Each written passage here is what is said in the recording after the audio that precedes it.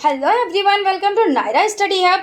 आज हम लोग देखिए केंद्रीय शिक्षक पात्रता परीक्षा फरवरी जो 2015 में प्रश्न पत्र आया हुआ था, यानी कि जो कक्षा 1 से 5 तक उसको सॉल्व करेंगे। ये भाषा सेकेंड हिंदी है, ठीक है ना। तो हम लोग चलते हैं आज की सीरीज का फर्स्ट नंबर क्वेश्चन देखते हैं। उससे पहले अगर फ्रेंड्स हमारे चैनल पर आप नए हैं तो चैनल को सब्सक्राइब जरूर कर लें और बेल आइकन को भी जरूर प्रेस कर दें, जिससे आने वाली वीडियोस आप तक पहुंच सके। तो चलते हैं, सबसे पहले आज की सीरीज का फर्स्ट नंबर क्वेश्चन देख लेते हैं। फर्स्ट नंबर क्वेश्चन है, देखिए, प्राथमिक स्तर पर अधिकांशतः बच्चे कविताएं पसंद करते हैं, यानी कि प्राथमिक स्तर पर अधिकांशतः बच्चे डॉट डॉट कविताएं पसंद करते हैं। तो कौन सी, देखिए, छोटी कविताएं पसंद करते हैं या वीर रस की कविताएं पसंद करते हैं या नैतिक मूल्यों से ओतप्रोत कविताएं पसंद करते हैं या लयपूर्ण कविताएं। तो देखिए यहाँ पे किसकी बात हो रही है, सबसे पहले ये जानेंगे कि सब यहाँ पे बात किसकी हो रही है। तो प्राथमिक स्तर पर बच्चों की बात हो रही है, तो उनको कैसी कविताएं पसंद है। देखिए, छोटी कविताएं, मतलब बच्चों को छोटी कविताएं बता दी जाएं और उसमें कोई लय ना हो, कोई ऐसा ना हो कि बच्चे का मन लगे, तो ये आपकी गलत हो जाती है। उसके बाद वीर रस की कविताएं, अभी तो बच्चा छोटा है, उसे क्या पता ये कौन सी रस की हैं, तो इसलिए आपका ये भी आंसर गलत हो जाता है, यानी कि जो बी ऑप्शन है ये भी गलत हो जाता है। नैतिक मूल्यों से ओतप्रोत कविताएं, अब उनको क्या पता, अभी बहुत छोटे बच्चे हैं तो उनको अभी ये सब नहीं ज्ञान है, अभी वो सिर्फ मातृभाषा सीख कर गए हैं। उनको बस यही पता है कि अपनी मातृ जबान पता है, बस इससे मातृ जबान मतलब मातृभाषा उन्हें पता है और कुछ भी उनको नहीं पता है। तो इस अकॉर्डिंग उन्हें अभी नैतिक मूल्यों से ओतप्रोत कविताएं तो बिल्कुल भी नहीं पता है, इसलिए ये आपकी गलत हो जाती है। लयपूर्ण कविताएं, आप जैसे क्लास में अध्यापक है, बच्चों को कविताएं अच्छे से गा कर बता रहे हैं, लय में बता रहे हैं, तो बच्चों को वो बहुत ही अच्छी लगेंगी। तो इसलिए आपका जो आंसर हो जाता है वो आपका डी हो जाता है, यानी कि लयपूर्ण कविताएं। उसके बाद चलते हैं अगले सवाल की तरफ। अगला सवाल है, तीसरी कक्षा में पढ़ने वाली सुनयना अक्सर सा को शा कहती है। भाषा शिक्षक होने के नाते आप क्या करेंगे। तो देखिए, जो ये एक लड़की है सुनयना, तो वो तीसरी कक्षा में पढ़ती है और वो अक्सर क्या करती है, वो सा को शा कहती है। तो अगर आप शिक्षक हैं तो आप शिक्षक के नाते क्या करेंगे, उसके इस तरह के प्रयोग पर बिल्कुल ध्यान नहीं देंगे। मतलब बच्चा अगर कोई गलती कर रहा है या उसमें कोई कमी है तो क्या आप उस पर बिल्कुल भी ध्यान नहीं देंगे, आप टीचर के नाते, तो ऐसा तो नहीं हो सकता। तो ये आपका ऑप्शन गलत हो जाता है। उसके बाद देखिए सेकंड आपका ऑप्शन है, यह क्षेत्रीय प्रभाव हो सकता है, इसलिए उसे स्वयं ही सुधार करने के लिए पर्याप्त समय देंगे। तो ये आपका तो सही ऑप्शन है, क्योंकि देखिए जब उसकी मातृभाषा, क्योंकि देखिए विद्यालय में क्या है, मातृभाषा पे ऐसा नहीं है कि बच्चा मातृभाषा बोल रहा है तो आप उसको डांटोगे, उसको मारोगे। पहली बार डांटना और मारना तो बिल्कुल भी नहीं है बच्चों को वो, और आप डांट और मार तो बहुत दूर की बात है, आप बच्चों को आंख भी नहीं दिखा सकते। बच्चों को उनकी मातृभाषा में ही पढ़ाना है, इसलिए मातृभाषा का सम्मान करना है अध्यापक को, यानी कि बच्चों की जो मातृभाषा है उसका सम्मान करना है। तो इस अकॉर्डिंग देखिए यह क्षेत्रीय प्रभाव हो सकता है। हाँ, जहाँ पे वो रह रहा है उसकी मातृभाषा है तो ये क्षेत्रीय प्रभाव हो सकता है, इसलिए उसे स्वयं ही सुधार करने के लिए पर्याप्त समय देंगे। ये चीज़ आप लोगों की, यानी कि ये ऑप्शन आपका राइट हो जाता है। और भी ऑप्शन है वो भी देख लेते हैं, क्योंकि इसमें क्या होता है, हो सकता है इससे बेस्ट आंसर मिल जाए। उसे सा और शा के उच्चारण स्थान की पूर्ण जानकारी देंगे। अभी बच्चा छोटा है, आप उसे पूरी जानकारी दे देंगे तो क्या ये चीज़ उचित है, नहीं उचित है। उसके बाद आपका डी ऑप्शन है, वह जब भी सा को शा कहेगी उसे टोकेंगे ताकि उसमें सुधार हो सके। टोकने से कोई चीज़ क्या आ जाती है, ऐसा नहीं होता है। उल्टे क्या होता है, बच्चा परेशान हो जाता है तो टोकना तो है ही नहीं, उसमें क्या करना है, वह क्षेत्रीय प्रभाव हो सकता है, इसलिए उसे स्वयं ही सुधार करने के लिए पर्याप्त समय देंगे। इस अकॉर्डिंग आपका जो बी ऑप्शन है वो आपका राइट हो जाता है। चलते हैं अगले सवाल की तरफ। आपकी स्क्रीन पर है, देखिए, अमित पढ़ते समय कठिनाई का अनुभव करता है। किस समय? यानी कि देखिए, पढ़ते समय वह डॉट डॉट से ग्रस्त है। अब आप लोग इसको समझ लें कि जो ये अफेजिया हो गया, डिसलेक्सिया हो गया, डिस्ग्राफिया हो गया, डिसकैलकुलिया हो गया, तो इसमें देखिए कौन सा ये कारण है कि पढ़ने से है। तो पढ़ने से कौन सा होता है, हम लोग समझ लेते हैं। देखिए, डिसलेक्सिया जो आपका हो जाता है वो आपका पढ़ने से होता है। डिसग्राफिया मतलब ग्राफ, आप लिखते हैं ना डिसग्राफिया, तो लिखने से हो जाता है। और डिसकैलकुलिया किससे हो जाता है? तो डिसकैलकुलिया आपका जब आप गणित में, जो बच्चा होता है वो गणित में कमियां उसके होती हैं, जैसे कि वो जोड़ घटाव नहीं कर पाता या इस तरीके से जो भी मतलब गणित में प्रॉब्लम होती है वो नहीं कर पाता है, तो उसको क्या कहते हैं? डिसकैलकुलिया। क्योंकि नाम ही से पता चल रहा है कि कैलकुलेशन आप करते हो ना, कैलकुलेटर से कैलकुलेशन करते हैं, तो वो आपका क्या हो गया? डिसकैलकुलिया हो गया। ग्राफ यानी डिसग्राफिया यानी ग्राफ लिखते हैं तो ये लिखने से हो जाता है। डिसलेक्सिया यानी कि पढ़ने से होता है, तो डिसलेक्सिया का संबंध किससे है? तो डिसलेक्सिया का संबंध पढ़ने से है। तो इस अकॉर्डिंग आपका जो बी ऑप्शन है वो राइट हो जाता है, यानी कि अमित पढ़ते समय कठिनाई का अनुभव करता है, वह डिसलेक्सिया से ग्रस्त है। उसके बाद क्वेश्चन है आपका, दी गई सहायक सामग्री में से भिन्न सहायक सामग्री चुनिए। तो इसमें टेलीविज़न हो जाता है, पत्र पत्रिकाएं हो जाती है, बाल साहित्य हो जाते हैं और समाचार पत्र हो जाते हैं। तो इसमें जो भिन्न सामग्री आपको छांटना है, तो देखिए टेलीविज़न, तो इसको क्या कर सकते हैं आप? टेलीविज़न में देख भी सकते हैं और सुन भी सकते हैं, यानी कि ये श्रव्य दृश्य सामग्री है। और उसके बाद देखिए पत्र पत्रिकाएं, इनको आप देख के पढ़ सकते हैं। बाल साहित्य, इसको भी आप देख के पढ़ सकते हैं। और समाचार पत्र, इसको भी आप देख के पढ़ सकते हैं। यानी ये क्या है? तो ये दृश्य सामग्री है, ठीक है ना। तो इस अकॉर्डिंग जो आपका भिन्न हो जाता है, क्योंकि देखिए जो आपका बी ऑप्शन है, सी ऑप्शन है और डी ऑप्शन है, ये आपके क्या हो जाते हैं? ये दृश्य सामग्री हो जाती है। और श्रव्य दृश्य सामग्री आपका टेलीविज़न हो जाता है। इस अकॉर्डिंग आपका ए ऑप्शन राइट हो जाता है। उसके बाद चलते हैं अगले सवाल की तरफ। अगला सवाल है, प्राथमिक स्तर पर एक अध्यापिका संज्ञा पढ़ाते समय पहले संज्ञा की परिभाषा बताती है, उसके बाद उससे संबंधित उदाहरण समझाती है। अध्यापिका व्याकरण शिक्षण की कौन सी विधि अपनाती है? तो देखिए इसमें क्या करती है कि यानी कि एक अध्यापिका है, वो संज्ञा पढ़ा रही है, ठीक है ना। तो उसमें क्या करती है? संज्ञा की पहले परिभाषा दे देती है और उसके बाद क्या करती हैं वो, देखिए उसके बाद संबंधित उदाहरण समझाती है। तो अध्यापिका व्याकरण शिक्षण की कौन सी विधि अपना रही है? तो वो देखिए निगमन विधि अपना रही है। कौन सी विधि अपना रही है? तो निगमन विधि। निगमन विधि में सामान्य से विशिष्ट की ओर उदाहरण प्रस्तुत किया जाता है। किससे प्रस्तुत किया जाता है? तो सामान्य से विशिष्ट की ओर। आप लोग ये चीज़ ध्यान रखिएगा। इस विधि का प्रयोग करते समय शिक्षक छात्रों के सामने पहले किसी सामान्य नियम को प्रस्तुत करता है। देखिए इसमें क्या होता है निगमन विधि में कि सबसे पहले सामान्य नियम को प्रस्तुत करता है, तत्पश्चात यानी उसके बाद उस नियम की सत्यता को प्रमाणित करने के लिए विभिन्न उदाहरणों का प्रयोग करता है। तो आप लोग इसको बहुत अच्छे से याद रखिएगा।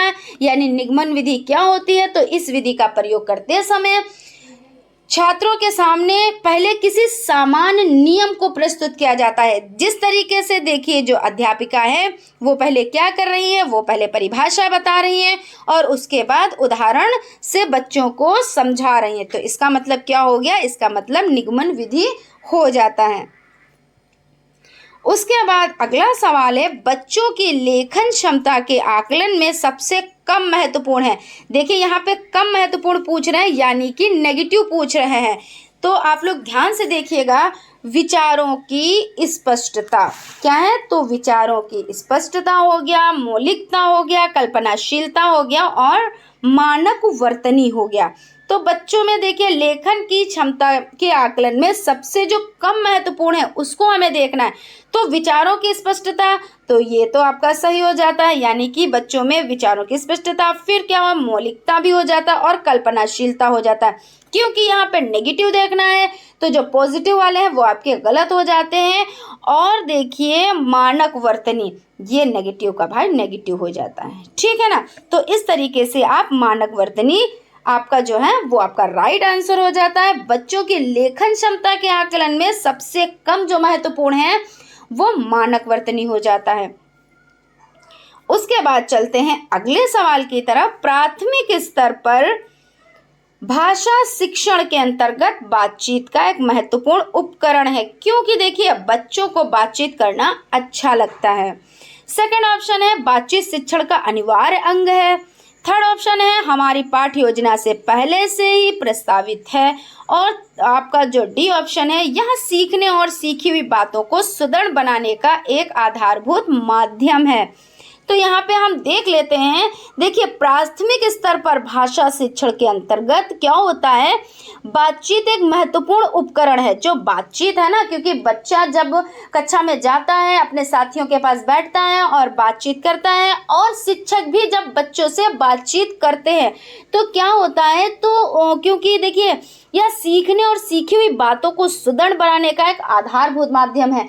क्यों? क्योंकि देखिए आदान प्रदान हो रहा है ना, कि हम बच्चों से बात कर रहे हैं, बच्चों से उसके जैसे कि आपका नाम क्या है, आप कहाँ रहते हो, इस तरीके के जो बच्चों को पता है, जैसे उनकी जो वो अपने यहाँ से सीख कर आए हैं, इस तरीके की जो हम लोग बच्चों से वार्तालाप करेंगे यानी बातचीत करेंगे, तो बच्चों का मन क्या होगा कि अध्यापक तो बहुत अच्छे हैं और अध्यापक तो हमारी मातृभाषा में ही हमसे बात कर रहे हैं, तो उनका मन लगेगा, अगले दिन वो विद्यालय जाने के लिए अपने आप से तैयार हो जाते हैं, क्योंकि उनको ऐसा परिवेश मिल गया, ऐसा माहौल मिल गया। तो इस तरह से क्या होता है, जब बातचीत की जाती है तो बच्चों का यानी बच्चों में जो सीखने की जो क्षमता होती है वो बहुत ज़्यादा होती है, यानी बातचीत करने से। तो ये क्या है, यह सीखने और सीखी हुई बातों को सुदृढ़ बनाने का एक आधारभूत माध्यम है। तो इस अकॉर्डिंग आपका जो राइट आंसर हो जाता है वो आपका डी ऑप्शन हो जाता है। उसके बाद चलते हैं अगले सवाल की तरफ। देखिए बच्चों की श्रवण योग्यता का विकास करने में सर्वाधिक सहायक है। तो ऑडियो टैप हो गया, शब्दों का श्रुत लेख हो गया। यहाँ पे देखिए श्रवण योग्यता की बात हो रही है, आप लोग ध्यान से देखिएगा। तो श्रवण योग्यता है तो शब्दों का श्रुत लेख, परस्पर बातचीत या भाषा प्रयोगशाला। तो बच्चों की जो श्रवण योग्यता का विकास करने में सर्वाधिक यानी कि तो क्या है, तो परस्पर बातचीत करना, क्योंकि सुनने की बात हो रही है ना, तो जब बातचीत करेंगे तभी तो बच्चों की श्रवण योग्यता का विकास करेंगे ना। तो बच्चे को सुनेंगे, फिर बोलेंगे, फिर सुनेंगे, तो इस तरीके से परस्पर बातचीत करना। तो यानी कि आपका जो सी ऑप्शन है वो आपका राइट हो जाता है।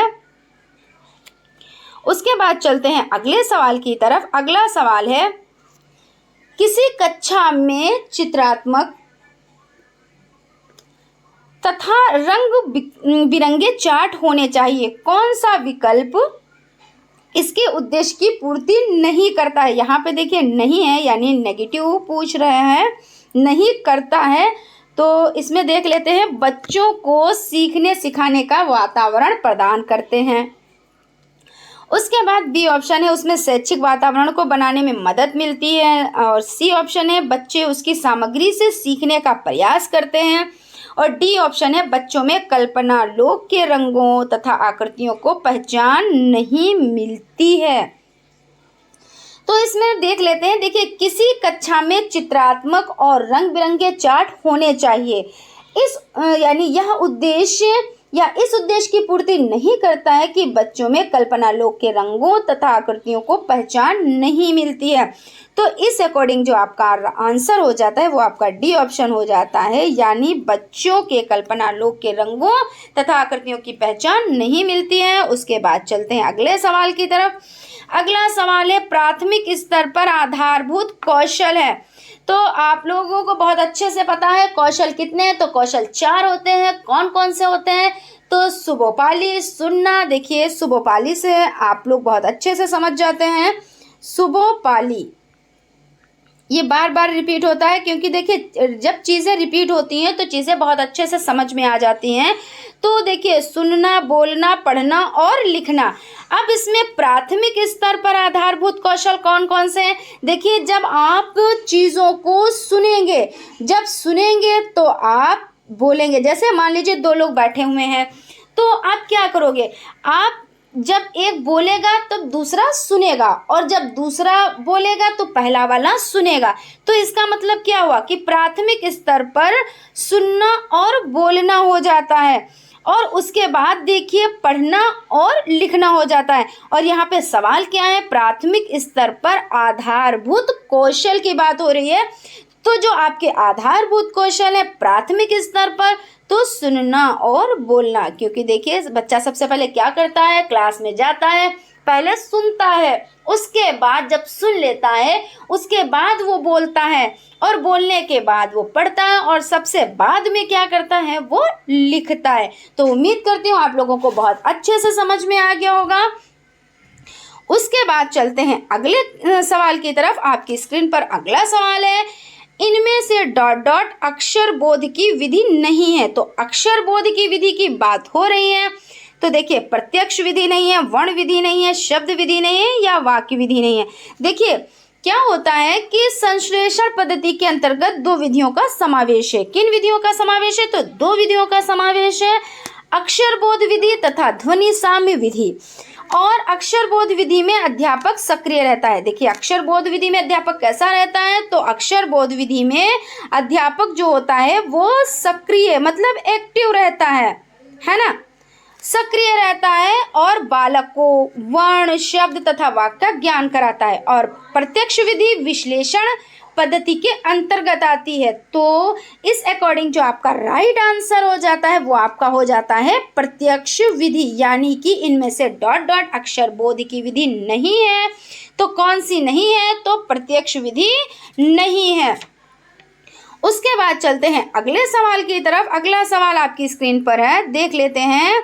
देखिए प्राथमिक स्तर पर बच्चों की भाषा प्रयोग की क्षमता संबंधी रिकॉर्ड तैयार करने के उपरांत कौन सा कार्य सर्वाधिक महत्वपूर्ण है?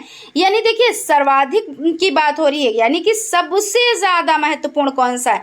तो रिकॉर्ड की विश्वसनीयता की जांच करना, या रिकॉर्ड को सुरक्षित रखना, या आपका हो जाता है रिपोर्टिंग करना, या आपका हो जाता है रिकॉर्ड की वैधता की जांच करना। तो प्राथमिक स्तर पर बात हो रही है, तो प्राथमिक स्तर पर बच्चों के भाषा प्रयोग की क्षमता संबंधी रिकॉर्ड करने के उपरांत रिपोर्टिंग करना सबसे महत्वपूर्ण है। यानी कि देखिए क्या है, प्राथमिक स्तर पर बच्चों की भाषा प्रयोग की क्षमता संबंधी रिकॉर्ड तैयार करने के उपरांत कौन सा कार्य सर्वाधिक है, यानी सर्वाधिक महत्वपूर्ण है? तो रिपोर्टिंग करना। ठीक है ना। तो इस अकॉर्डिंग आपका जो सी ऑप्शन हो जाता है वो आपका राइट हो जाता है। उसके बाद चलते हैं अगले सवाल की तरफ। अगला सवाल है प्राथमिक स्तर क्या है? देखिए प्राथमिक स्तर पर भाषा शिक्षण में बाल साहित्य का प्रयोग किए जाने के पक्ष में सर्वाधिक ठोस तर्क है। सर्वाधिक देखिए ठोस तर्क हम लोगों को देखना है। इनका प्रयोग बच्चा के यानी जो बच्चे हैं बच्चों के भाषा अनुभवों को विस्तृत करता है, या सेकंड ऑप्शन है या पाठ्य पुस्तक से बेहतर होता है, या इनमें पढ़ाना अपेक्षाकृत सरल होता है, या इन्हें पढ़ाने में शिक्षक को मज़ा आता है। तो इसमें क्या कह रहे हैं कि प्राथमिक स्तर पर भाषा शिक्षण में बाल साहित्य का प्रयोग किए जाने के पक्ष में सर्वाधिक ठोस तर्क।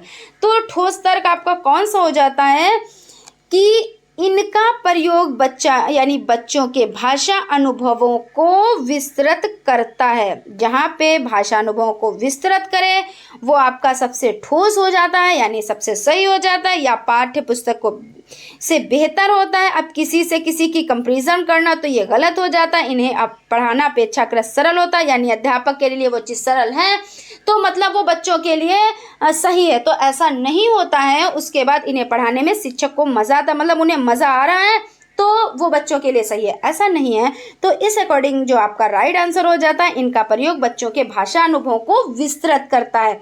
और देखिए, अगर बात की जाए तो प्राथमिक स्तर पर भाषा शिक्षण में बाल साहित्य का प्रयोग किए जाने के पक्ष में सर्वाधिक ठोस तर्क है। इनका प्रयोग बच्चों के भाषा अनुभव को विस्तृत करता है।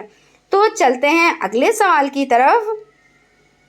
अगला सवाल है, देखिए सबसे पहले नीचे दिए गए गद्यांश को पढ़कर निम्नलिखित प्रश्न यानी 16 से 24 में सबसे उचित विकल्प को चुनिए। तो आसमान में मुक्का मारना कोई बुद्धिमानी का काम नहीं समझा, बिना लक्ष्य के तर्क करना भी बुद्धिमानी नहीं है। देखिए फ्रेंड्स, सबसे पहले हम क्या पढ़ेंगे, हम इस गद्यांश को पढ़ेंगे, फिर इसके अकॉर्डिंग 16 से 24 तक के जो क्वेश्चन है तो इसी के अकॉर्डिंग आंसर देना है। तो अच्छे से आप लोग इसको देखिए और सारे आंसर आपको इसी में मिल जाएंगे। लक्ष्य के तर्क करना भी बुद्धिमानी नहीं है। हमें भली भांति समझ लेने की आवश्यकता है कि हमारा लक्ष्य क्या है, हम जो कुछ प्रयत्न करने जा रहे हैं वो किसके लिए है, साहित्य हम किसके लिए रचते हैं, इतिहास और दर्शन क्यों लिखते हैं और पढ़ते हैं। और देखिए, राजनीतिक आंदोलन किस महान उद्देश्य की सिद्धि के लिए करते हैं। मनुष्य ही वह बड़ी चीज़ है जिसके लिए हम यह सब किया करते हैं।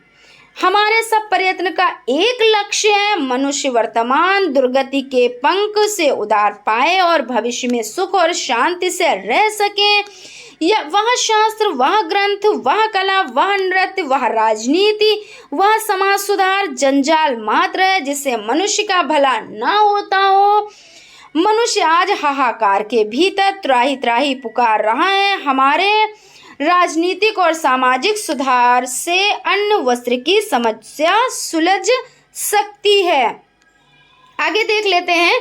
फिर भी मनुष्य सुखी नहीं बनेगा, उसे सिर्फ अन्न वस्त्र से ही संतोष नहीं होगा, इसके बाद भी उसका मनुष्य बनना बाकी रह जाता है। साहित्य वही काम करता है। मनुष्य नामक प्राणी तो मनुष्य में ही एक विकसित प्रजाति है, और यदि मनुष्यता के गुण और मूल उनमें नहीं है तो वह मनुष्य नामक पशु ही है, मनुष्य नहीं है। भोजन करना, सोना, वंशवृद्धि जैसे काम प्रकृति के द्वारा तय है। सच्चा मानव बनने के लिए उसे जो दृष्टि चाहिए उसे पाने में साहित्य सहायक हो सकता है। चलते हैं, देखिए हमने पैराग्राफ को पढ़ा है, उसके बाद अब आप लोगों को इसके आंसर देखने हैं, यानी इसमें से आंसर आप लोगों को निकालने हैं। तो सबसे पहले देख लेते हैं, इसका जो सबसे पहला क्वेश्चन है वो आसमान में मुक्का मारने से आशय है। तो आसमान में मुक्का मारने से क्या आशय है, अपनी श्रेष्ठता सिद्ध करना या वीरतापूर्ण कार्य करना या निरर्थक कार्य करना या लोगों का ध्यान आकर्षित करना। तो इसका जो आंसर हो जाता है वो आपका हो जाता है, क्योंकि देखिए आसमान में मुक्के मारने का मतलब आशय यही होता है कि निरर्थक कार्य करना, यानी कि आपका जो सी ऑप्शन है वो राइट हो जाता है। उसके बाद चलते हैं अगले सवाल की तरफ। बुद्धिमानी नहीं है, कौन बुद्धिमानी नहीं है, तो राजनीतिक आंदोलन करना या आसमान में मुक्का मारना या निष्फल कार्य करना या निर्देशित तर्क करना। तो हम लोग देखिए पैराग्राफ के अकॉर्डिंग आंसर देंगे। तो पैराग्राफ में देखिए क्या है, आसमान में मुक्का मारना कोई बुद्धिमानी का काम नहीं समझा जाता है। तो यहाँ पे क्या है, बुद्धिमानी नहीं है, तो यानी कि आसमान में मुक्का मारना। तो आपका जो देखिए आसमान में मुक्का मारना यानी कि जो सेकंड ऑप्शन है वो आपका राइट हो जाता है।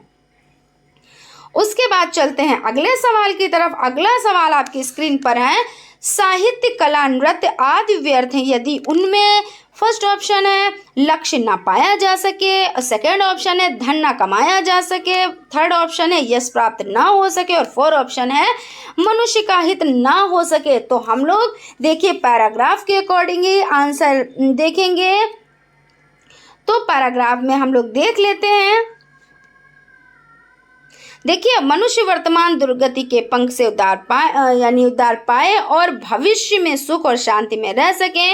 वह शास्त्र, वह ग्रंथ, वह कला, वह नृत्य, वह राजनीति, वह समाज सुधार जंजाल मात्र है जिसमें मनुष्य का भला ना होता हो। तो इसमें देखिए कौन सा कि मनुष्य का जिसमें भला नहीं होता हो वो क्या है, वो व्यर्थ है। तो इसके अकॉर्डिंग देखिए कौन सा आंसर हो जाता है, मनुष्य का हित ना हो सके, यानी कि आपका जो डी ऑप्शन है वो आपका राइट हो जाता है। ठीक है ना, मनुष्य का हित ना हो सके, साहित्य, कला, नृत्य आदि व्यर्थ है यदि उनमें मनुष्य का हित ना हो सके। उसके बाद चलते हैं अगले सवाल की तरफ। अगला सवाल है आपकी स्क्रीन पर, अन्य वस्त्र आदि की समस्याएं हल हो सकती हैं। तो देखिए, आवश्यकताओं की पूर्ति से, सामाजिक सुधारों से, राजनीतिक आंदोलनों से या अच्छे साहित्य से। तो हम लोग देखिए पैराग्राफ पर चलते हैं। पैराग्राफ में हम लोग देखते हैं कि इसका कौन सा राइट आंसर हो जाता है। तो इसमें आपका हो जाता है, मनुष्य आज हाहाकार के भीतर त्राही त्राही पुकार रहा है। हमारे राजनीतिक और सामाजिक सुधार से अन्न वस्त्र की समस्या सुलझ सकती है। तो काहे से, तो राजनीतिक और सामाजिक सुधार से। तो इसमें देख लेते हैं इस तरीके का कोई ऑप्शन है क्या। तो क्या है, देखिए आवश्यकताओं की पूर्ति से, सामाजिक सुधारों से, राजनीतिक आंदोलनों से। देखिए उसमें क्या था, सामाजिक और राजनीतिक सुधार, और इसमें राजनीतिक आंदोलन दिए हैं। तो इस अकॉर्डिंग ये आपका गलत हो जाता है, क्योंकि सुधार पूछ रहे हैं तो इसलिए सामाजिक सुधार। तो आपका B option is the right answer. उसके बाद चलते हैं अगले सवाल की तरफ। अगला सवाल है, मनुष्य के लिए प्रकृति द्वारा तय कामों में नहीं है। तो क्या नहीं है ये हम लोग देख लेते हैं।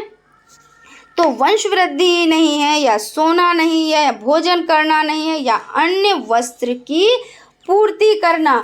तो इसमें देखिए क्या क्या नहीं है, हम लोग देखिए इसमें देख लेते हैं। अन्य वस्त्र की समस्या सुलझ सकती है, फिर भी मनुष्य सुखी नहीं बनेगा। उसे सिर्फ हम लोग पैराग्राफ की तरफ चलते हैं।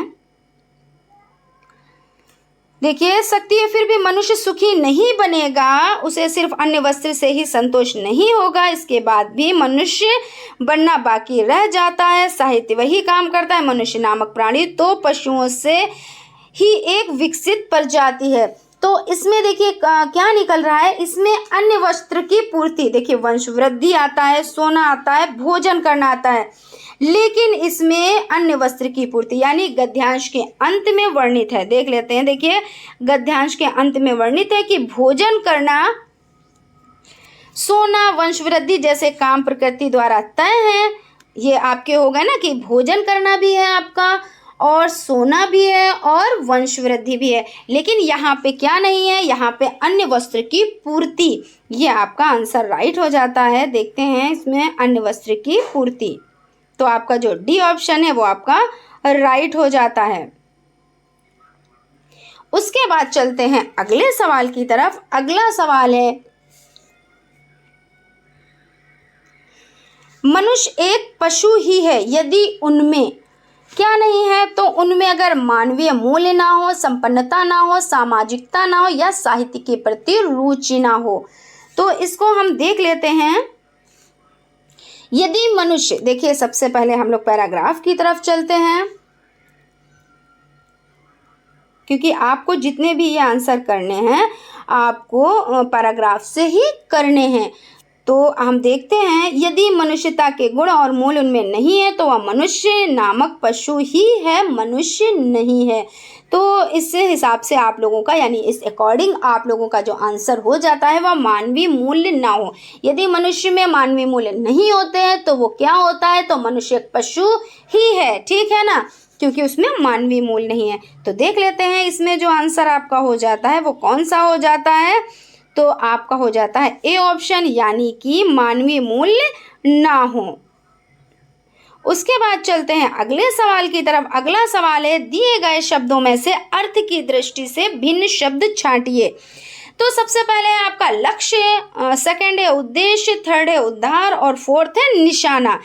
तो इसमें जो आपका उद्देश्य हो जाता है, क्या हो जाता है, आपका उद्देश्य हो जाता है, लक्ष्य हो जाता है, और निशाना हो जाता है। तो आपके ये क्या है, ये आपके हैं समानार्थी। क्या है आपके, तो समानार्थी हैं। और आपका जो देखिए उद्गार है ये इनसे सबसे भिन्न है। तो आपका इस अकॉर्डिंग जो आंसर हो जाता है वो आपका सी ऑप्शन हो जाता है, यानी कि उद्गार। उसके बाद चलते हैं अगले सवाल की तरफ। अनुच्छेद में जंजाल शब्द किस अर्थ में प्रयुक्त हुआ है? झंझट, समस्या, प्रयत्न या त्राही त्राही। तो अनुच्छेद में जो जंजाल है, तो जंजाल जो है वो झंझट के रूप में, क्योंकि जंजाल कहते हैं ना ये जंजाल हटाओ या झंझट हटाओ, तो जंजाल इसमें जो है तो वो झंझट के रूप में आपका यानी कि अनुच्छेद में जंजाल शब्द झंझट अर्थ में प्रयुक्त हुआ है। उसके बाद चलते हैं अगले सवाल की तरफ। देखिए जो आपका अगला सवाल है, बुद्धिमानी शब्द है तो बुद्धिमानी क्रिया है, संज्ञा है, सर्वनाम है या विशेषण है? तो बुद्धिमानी आपका हो जाता है भाववाचक संज्ञा हो जाती है। तो इस अकॉर्डिंग आपका जो है वो बी ऑप्शन राइट हो जाता है। उम्मीद करती हूँ आप लोगों को बहुत अच्छे से समझ में आया होगा। फ्रेंड्स, अगर आप हमारे चैनल पर नए हैं तो चैनल को सब्सक्राइब ज़रूर कर दें और बेल आइकन को भी ज़रूर प्रेस कर दें। और अगर आपको वीडियो अच्छी लगे तो प्लीज़ एक लाइक भी ज़रूर कर दें। देखिए आपको जो है नीचे दिए गए गद्यांश, अब क्या करना है, गद्यांश को पढ़ना है और उसके बाद उसमें से आप लोगों को क्वेश्चन निकालना है, जैसे कि हम लोग अभी कर रहे थे वही प्रक्रिया करनी है। तो इसमें 25 से जो 30 तक के हैं, यानी 25 से 30 तक के जो क्वेश्चंस है वो आप लोगों को इसी तरीके से सॉल्व करने हैं। तो हम लोग सबसे पहले पैराग्राफ को पढ़ लेते हैं, उसके बाद आंसर देते हैं, क्योंकि एक बार अगर आप पैराग्राफ पढ़ लेंगे तो चीज़ें आप लोगों को अच्छे से समझ में आती हैं। और कभी कभी ऐसा होता है कि पैराग्राफ एक बार में नहीं समझ में आ रहा है, तो इसमें कोई बहुत बड़ा इश्यू नहीं है, आप लोग उसको दोबारा से रिवीजन कर लें और पहली बात एक ही बार में चीज़ें समझ में आने लगती हैं। तो देख लेते हैं। यह तो आप जानते हैं कि पृथ्वी प्रारंभ में आग का गोला थी। क्या थी? तो आग का गोला थी। मुझे ठीक ठीक नहीं पता है ऐसी आग में यानी मुझ पानी का जन्म कैसे हुआ। यानी पानी कह रहा है कि मुझ पानी का जन्म कैसे हुआ। लगता यह है कि हमारी पृथ्वी ज्यों ज्यों ठंडी होती गई तो उसमें मौजूद गैसों में क्रियाएं हुई। हाइड्रोजन और ऑक्सीजन की रासायनिक क्रियाओं से मेरा जन्म हुआ। कौन कह रहा है? तो जल कह रहा है। इन दोनों ने अपना अस्तित्व मिटाकर मुझे बनाया। किसको बनाया? तो जल को बनाया। आप देखिए इन चीज़ों को बहुत अच्छे से पकड़िएगा, क्योंकि जब आप इन चीज़ों को पकड़ लेंगे तो आप लोगों को, जैसे शीर्षक इसका क्या है, तो आपको पता है कि हम किसके बारे में पढ़ रहे हैं, तो आप फटाक से आप लोग बहुत जल्दी से आप उसका आंसर कर लोगे। क्या है? मेरा जन्म हुआ, इन दोनों ने अपना अस्तित्व मिटाकर मुझे बनाया। पहले मैं पृथ्वी के ऊपर भाप रूप में था, फिर जाने क्या हुआ कि मैं ठोस बर्फ बन गया। कौन बर्फ बन जाता है? तो पानी बन जाता है। उसके बाद कल्पना करो चारों ओर बर्फ ही बर्फ है। जब सूर्य की किरणें हम पर पड़ती हैं तो चारों ओर सौंदर्य बिखर जाता है। लाखों वर्षों तक इस रूप में रहने के बाद में फिसलने लगा, क्योंकि बर्फ के ही दबाव से निचली परत पिघलने लगी थी। और देखिए फिसलकर हम पहुंचे सागर में। कहाँ पहुंचे? तो सागर में पहुंचे। वहां की तो बात ही निराली थी। वहां अब तक हमसे पहले पहुंचे पानी ने छोटे छोटे जीव तैरने लगे थे। घोंघे, मछलियां, कछुए भी। धीरे धीरे सृष्टि का विस्तार हुआ। जल के बाद स्थल में जीव बनने लगे और आज आप उसी श्रृंखला के अंग हैं और अपने को मनुष्य कहते हैं। तो इसमें हम देख लेते हैं सबसे पहला जो सवाल है यानी क्वेश्चन है वो आपका है, यह आत्मकथा किसकी है? तो पानी की है, मनुष्य की है, पृथ्वी की है या बर्फ की है? तो अब तक आप लोग ये चीज़ समझ गए होंगे कि ये आत्मकथा है किसकी। तो क्या कह रहा है यहाँ? तो आप जानते हैं कि पृथ्वी प्रारंभ में आग का गोला थी। मुझे ठीक नहीं पता है ऐसी आग में मुझ पानी का जन्म कैसे हुआ। तो यहाँ पे किसकी बात हो रही है? तो पानी की बात हो रही है। किसकी बात हो रही है? पानी की, यानी कि जल की बात हो रही है। और यहाँ पे आपका ऑप्शन है या आत्मकथा किसकी है? तो ये आत्मकथा पानी की है। उसके बाद चलते हैं अगले सवाल की तरफ। अगला सवाल है आपकी स्क्रीन पर, सबसे पहले जीवधारी कहाँ पैदा हुए? भाप में पैदा हुए, जल में पैदा हुए, स्थल में पैदा हुए या बर्फ में पैदा हुए? तो हम लोग देखते हैं पैराग्राफ में, देखते हैं।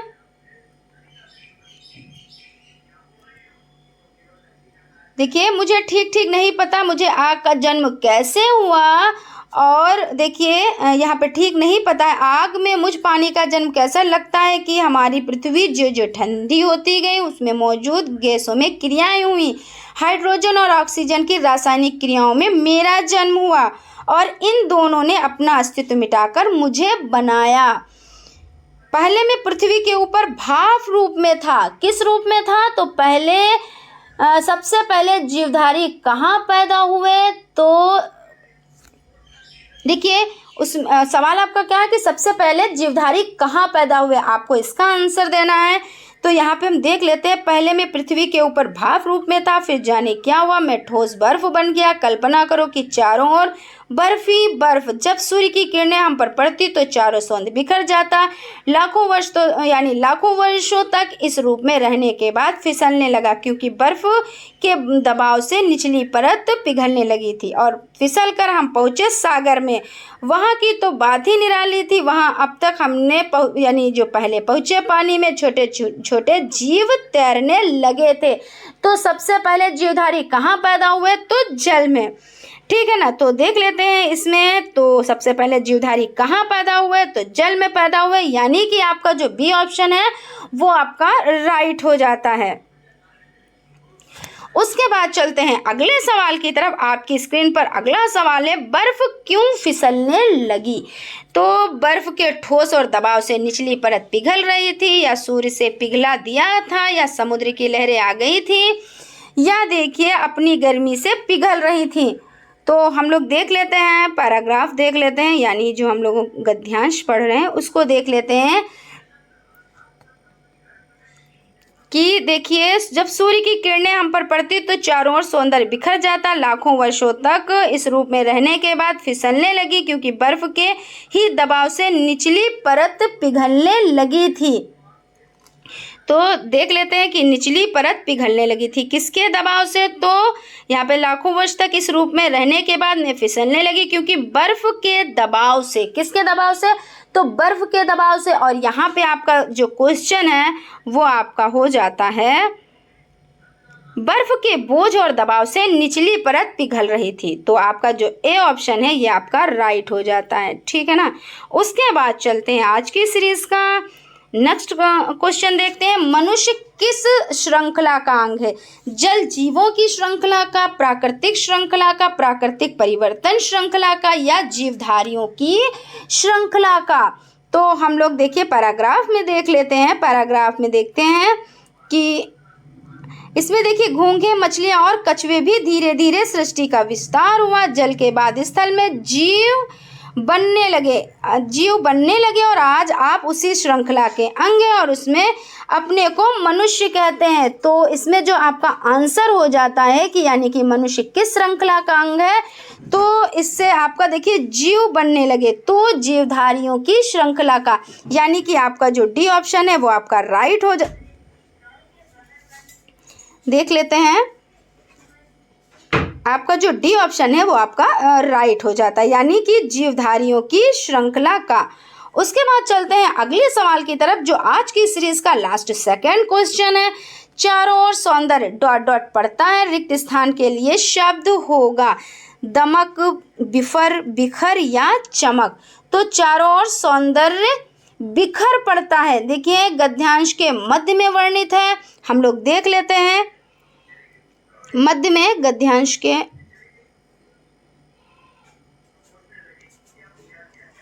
पहले मैं पृथ्वी के ऊपर भाप में ही था, फिर जाने क्या हुआ कि मैं ठोस बर्फ बन गया। कल्पना करो चारों ओर बर्फ ही बर्फ है। जब सूर्य की किरणें हम पर पड़ती हैं तो चारों ओर सौंदर्य बिखर पड़ता है। तो देखिए क्या है, तो जो चारों ओर सौंदर्य क्या करता है, तो बिखर पड़ता है। तो इस अकॉर्डिंग आपका आंसर जो हो जाता है वो हम लोग देख लेते हैं कौन सा हो जाता है।